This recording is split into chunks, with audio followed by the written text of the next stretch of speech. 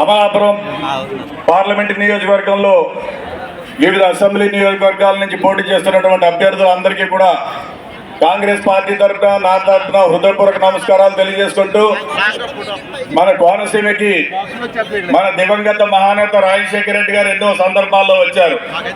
వారు వచ్చిన ప్రతిసారి కూడా వారు వెన్నట్టు ఉన్నటువంటి మనస్తత్వం మన కోనసీమ వాసులది.